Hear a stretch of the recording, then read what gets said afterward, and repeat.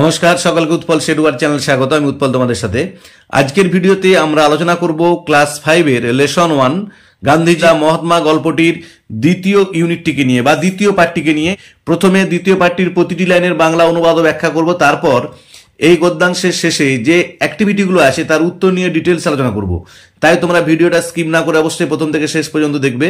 আর যারা আজ আমার চ্যানেলটা প্রথম দেখছো বা চ্যানেলটা এখনো সাবস্ক্রাইব করোনি, তারা অবশ্যই চ্যানেলটা সাবস্ক্রাইব করে পাশে থাকা বেল বাটনটা প্রেস করবে, যাতে পরের ভিডিওগুলো আপলোড করার সাথে সাথে তোমাদের কাছে নোটিফিকেশন পৌঁছে যায়।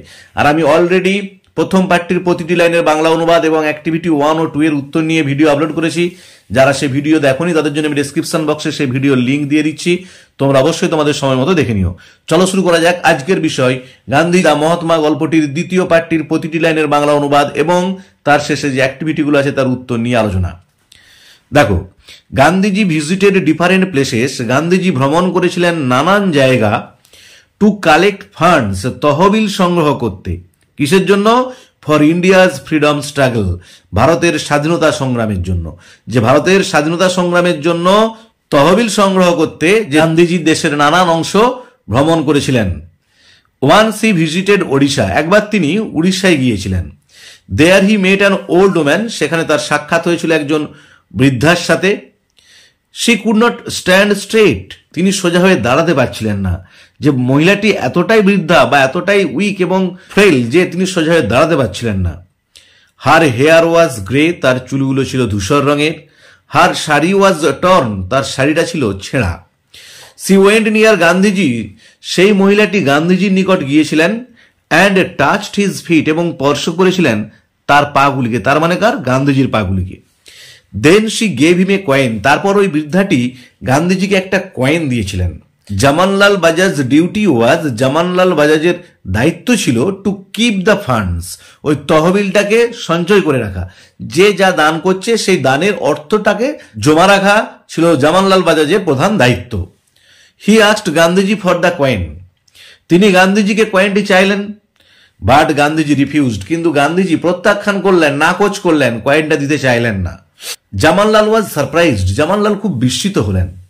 I keep thousands of rupees, আমি হাজার হাজার টাকা রাখছি। জামানলাল বললেন যে আমি তো হাজার হাজার টাকা জমা রাখছি, তাহলে একটা কয়েন আপনি দিচ্ছেন না কেন? This coin is worth much more than those thousands, এই কয়েনটার মূল্য ওই হাজার হাজার টাকার থেকেও অনেক বেশি। গান্ধীজি টোল্ড হিম, গান্ধীজি তাকে বলেছিলেন। If a man has lakhs, যদি একজন মানুষের লক্ষ লক্ষ টাকা থাকে, he can give a 1000 or 2, তাহলে সে ব্যক্তি 1000 কি 2000 টাকা দান করেন। But this coin was perhaps, কিন্তু এই কয়েনটাই সম্ভবত অল শি হ্যাড, তার যা কিছু ছিল। মানে ওই মহিলাটির সম্বল ছিল বলতে ওই একটি মাত্র কয়েন হয়তো। হোয়াট এ গ্রেট স্যাক্রিফাইস, কি বিশাল আত্মত্যাগ। গান্ধীজি বলতে চাইছেন যে কোনো ব্যক্তির যদি লক্ষ লক্ষ টাকা থাকে তবে সে 1-2000 টাকা দান করে, কিন্তু সম্ভবত ওই বৃদ্ধাটির, ওই বয়স্ক মহিলাটির সম্বল ছিল বলতে ওই একটি কয়েনই, আর সে কয়েনটি তিনি আমাদেরকে দান করেছেন। কি মহান ত্যাগ। So I value this coin, সুতরাং আমি গুরুত্ব দিচ্ছি এই কয়েনটাকে। More than a crore of rupees, কয়েক কোটি টাকার থেকেও বেশি। যে কয়েক কোটি টাকার থেকেও বেশি গুরুত্ব হচ্ছে এই কয়েনটার, কারণ যাদের লক্ষ লক্ষ কোটি কোটি টাকা আছে তারা 1000, 2000, 5000 টাকা দান করে, কিন্তু ওই বৃদ্ধাটির, যিনি সোজা হয়ে চলতে পারছেন না, সোজা হয়ে দাঁড়াতে পারছেন না, তার শেষ সম্বল ছিল বলতে একটি মাত্র কয়েন, সে সেই কয়েনটাই আমাদেরকে দান করেছে। গান্ধীজি এক্সপ্লেন, গান্ধীজি ব্যাখ্যা করেছিলেন। হি kept that coin with him for ever, তিনি রেখে দিয়েছিলেন ওই কয়েনটা তার কাছে চিরকাল। দেখো, আমরা তখন দ্বিতীয় পার্টির প্রতিটি লাইনের বাংলা অনুবাদ ব্যাখ্যা করলাম। এরপর দ্বিতীয় পার্টের শেষে যে অ্যাক্টিভিটিগুলো আছে, অর্থাৎ অ্যাক্টিভিটি 3 এবং অ্যাক্টিভিটি 4, এই দুটি অ্যাক্টিভিটির উত্তর নিয়ে ডিটেলস আলোচনা করবো। দেখো, প্রথমে অ্যাক্টিভিটি 3 কি বলা আছে? Let's complete the following sentences, চলো পূর্ণ করি নিচের বাক্যগুলোকে। With information from the text, অনুচ্ছেদ থেকে বা পাঠ্যাংশ থেকে তথ্য নিয়ে। দেখো, এটা Gandhiji visited different places, Gandhiji ভ্রমণ করেছিলেন নানান জায়গা। উত্তর হবে to collect funds for India's freedom struggle. আবার বলছি, to collect funds for India's freedom struggle, অর্থ সঞ্চয় করতে ভারতের স্বাধীনতা সংগ্রামের জন্য। বিয়েটা দেখো, ইন ওড়িশা, ওড়িশাতে গান্ধীজি মেট এ, গান্ধীজির সাক্ষাৎ হয়েছিল একজন, দেখো যেন ভুল করে ওল্ড ওম্যান লিখে দিওনি, কারণ এখানে এ লেখা আছে, তাহলে a grey heard old woman, একজন ধূসর রঙের চুলোওয়ালা বৃদ্ধার সাথে। সেটা দেখো, the old woman went near Gandhiji and, ওই বয়স্ক মহিলাটি গান্ধীজির কাছে গিয়েছিলেন এবং টাচড হিজ ফিট, তার পাগুলোকে স্পর্শ করেছিলেন। ডিএটা দেখো, জামানলাল আস্কড গান্ধীজি ফর, জামানলাল চেয়েছিলেন গান্ধীজিকে দ্য কয়েনটা। এরপর অ্যাক্টিভিটি 4 দেখো, অ্যাক্টিভিটি 4 কি বলা আছে, let's write T for true statement and F for false statement. চলো সত্য বাক্যগুলোর জন্য আমরা টি লিখবো এবং মিথ্যা বাক্যগুলোর জন্য আমরা এফ লিখবো। এটা দেখো, Gandhiji never visited any place, Gandhiji কখনো কোনো জায়গায় ভ্রমণ করেননি, এটা মিথ্যা, তাই আমরা পাশে এফ লিখেছি।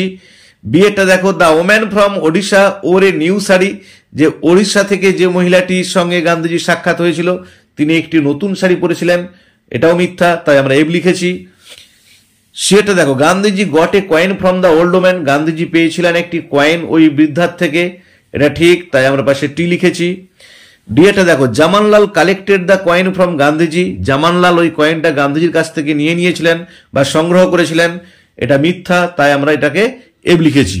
তাহলে আজকের ভিডিওতে আমরা class 5 lesson 1 Gandhiji the Mahatma এই গদ্যাংশটির দ্বিতীয় পাঠটির প্রতিটি লাইনের বাংলা অনুবাদ ব্যাখ্যা করলাম এবং তার শেষে অ্যাক্টিভিটি 3 এবং 4 এই দুটি অ্যাক্টিভিটির উত্তর নিয়ে ডিটেলস আলোচনা করলাম। ভিডিওটা যদি ভালো লেগে থাকে অবশ্যই লাইক, শেয়ার ও কমেন্ট করে জানাবে। আর যারা আজ আমার চ্যানেলটা প্রথম দেখছো বা চ্যানেল এখনো সাবস্ক্রাইব করনি তারা অবশ্যই চ্যানেলটা সাবস্ক্রাইব করে পাশে থাকা বেল বাটনটা প্রেস করবে, যাতে পরের ভিডিওগুলো আপলোড করার সাথে সাথে তোমাদের কাছে নোটিফিকেশন পৌঁছে যায়। ভালো থেকো, ধন্যবাদ। দেখা হবে পরের ভিডিওতে। পরের ভিডিওতে আমরা আলোচনা করব তৃতীয় পাঠের প্রতিটি লাইনের বাংলা অনুবাদ নিয়ে এবং তার শেষে যে অ্যাক্টিভিটিগুলো আছে তার উত্তর নিয়ে। তাই তোমরা অবশ্যই আমার চ্যানেলটিকে ফলো করতে থাকবে। ভালো থেকো, ধন্যবাদ।